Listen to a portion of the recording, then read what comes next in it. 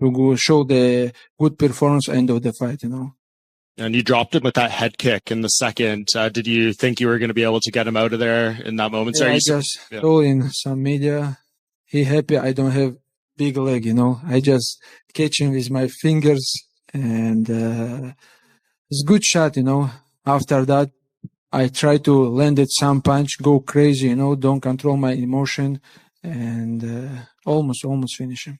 How do you feel physically after the fight? Round, Ian was saying something to you, kind of trying to give you a hug, touching you on the head. Beginning of the 5th round, he high-fived you. Dana White said he hates that. He wished you guys would just... Bro, honestly, I don't understand, man. This is the fight. This is not something we have to, hug each other every round, We're going to war to broke the face, to broke the eye, That's why I respect all my opponents. But Jan, I don't know. He respect too much. What did he say to you after the fight? Because it looked like he came and He just said, I fight today with the greatest fighter. Yeah, I respect him, He's a good guy. Very kind, But this is the war, Look my face. I just come to beat everybody. Of course, this is some of them give 1 rounds or 4th rounds, but I feel I won the 3 rounds, before the last round, But Khabib and all corners say you have to win the last round. And on the last round, I feel I can take him down, do something more, because this 3rd and 4th round not very tough, and I have power to finish, to go show the good performance end of the fight. I think that Ian is a talented guy. If he had even an ounce of killer instinct in that 5th round, he had been beating him to the body. Islam's whole, I think, right side was beat up. His face was beat up. You don't come out and hug and shake hands in the fight. That shit drives me fucking crazy. When there's so much at stake, and there's also, a lot of mental, gamesmanship, whatever you want to call it in this game. You come out in that 5th round with a flying knee or something crazy and you try to finish the fight. I think that this is one of those fights that Ian will go back and watch and say, fuck. Rangy, strong guy who has great takedown defense. If you look at his takedown defense tonight against Islam, it was impressive.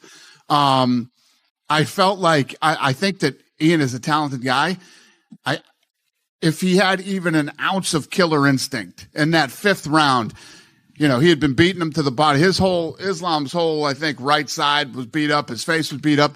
You don't come out and hug and shake hands in the fight. That shit drives me fucking crazy. When there's so much at stake, and there's also, a lot of mental, gamesmanship, whatever you want to call it in this game. You come out in that 5th round with a flying knee or something crazy and you try to finish the fight. I think that this is one of those fights that Ian will go back and watch and say, fuck.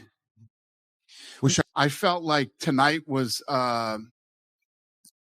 set up for the upset. I felt like the upset could happen tonight with so much on the line, all the records that Islam has, and he's going to break Anderson Silva's record. There's weight classes for a reason. Ian Garry is a big, rangy, strong guy who has great takedown defense. If you look at his takedown defense tonight against Islam, it was impressive. I think that Ian is a talented guy. If he had even an ounce of killer instinct in that 5th round, he had been beating him to the body. Islam's whole, I think, right side was beat up. His face was beat up. You don't come out and hug and shake hands in the fight. That shit drives me fucking crazy. When there's so much at stake, and there's also, a lot of mental, gamesmanship, whatever you want to call it in this game. You come out in that 5th round with a flying knee or something crazy and you try to finish the fight. I think that this is one of those fights that Ian will go back and watch and say, fuck, wish I could do that over again. If he came out and tried to destroy and win that last round, with everything that he had, I think it's a totally different fight. Islam went out, the complete opposite now, against a bigger, strong, rangy guy who has good takedown defense, controlled him, shut him down. I don't know if he was in his head and Ian felt like he had to come out and shake hands in the 5th round or whatever, but Islam did exactly what he needed to do to win that fight. When I went in after the fight and Ian Garry came over and shook my hand, Ian Garry's handshake is like a fucking vice grip, and he is a big, powerful, rangy guy.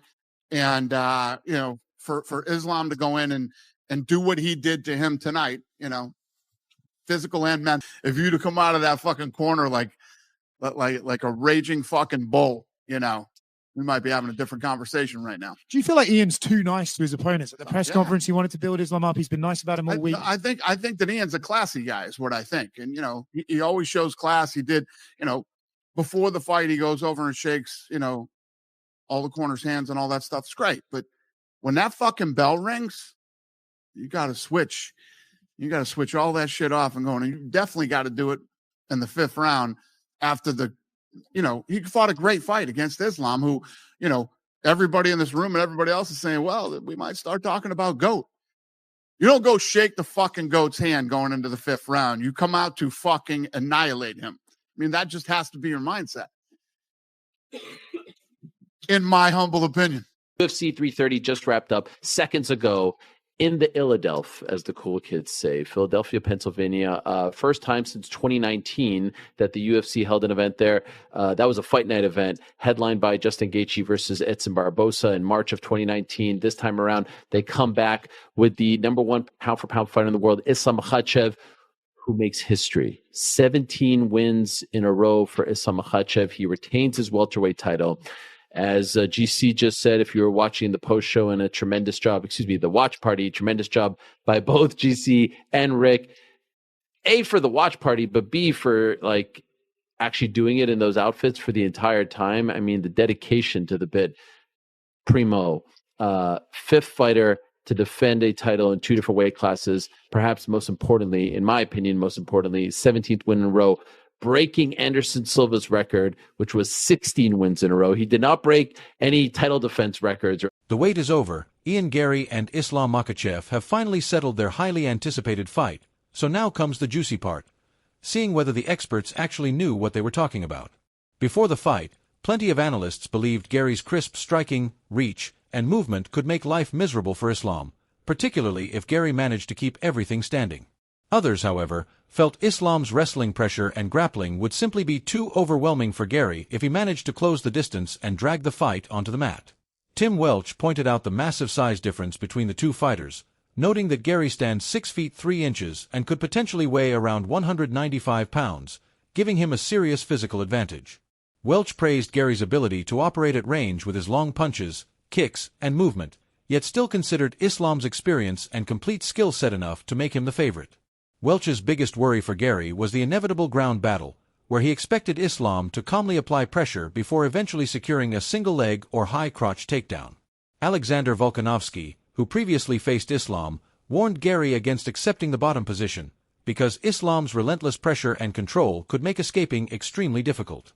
Volkanovski believed Garry would enjoy moments with his striking, distance management, and cage work, but ultimately expected Islam to secure takedowns and use them to bank rounds. Demetrius Johnson also favored Islam Makhachev entering the fight, pointing to his experience against elite competition and exceptional fight IQ. Johnson emphasized Islam's ability to read the action and control whatever became available, handing him a significant advantage. Johnson believed Garry needed to remain at range, establish his jab, and avoid handing Islam easy chances to close the distance. Michael Bisping's biggest concern for Garry was what would happen once Islam trapped him against the fence, where his open cage takedowns can be notoriously difficult to defend.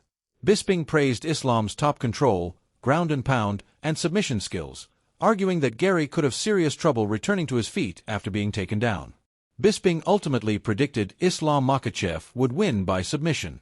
Henry Cejudo expected the contest to last longer than many anticipated, believing Garry's movement and striking could create moments where Islam feels compelled to chase the takedown quickly. Teddy Atlas highlighted Garry's physical advantages, including his height, reach, and athleticism, which could help him manage distance and land